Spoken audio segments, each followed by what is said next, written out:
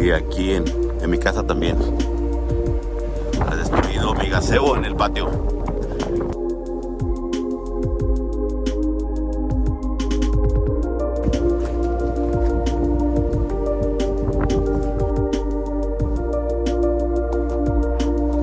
El viento en Las Vegas de mi casa. Ni el perro quiere salir. ¿Qué pasó, Seye? Oh, ya se animó. Mentira, discúlpenme. Quiero que vean cómo quedó el patio.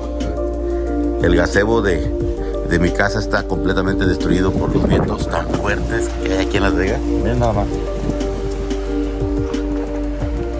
Completamente destruido. Puro viento es lo que causó que se destruyera.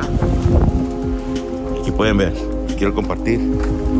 Dicen por ahí que no había habido viento así desde 1985. Entonces, así es como está el patio de mi casa, el gazebo, destruido. Todo el techo es una lona especial para estos gazebos. Está destruido nada más por el viento, está hecho pedazos, literal. Y entonces les quería compartir estas imágenes para que vean.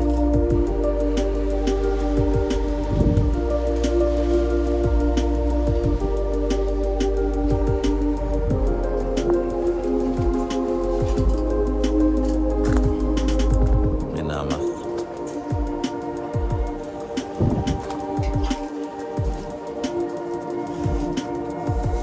Todo destruido.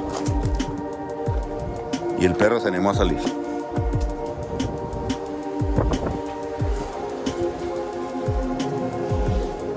Todo destruido, todo hecho pedazos.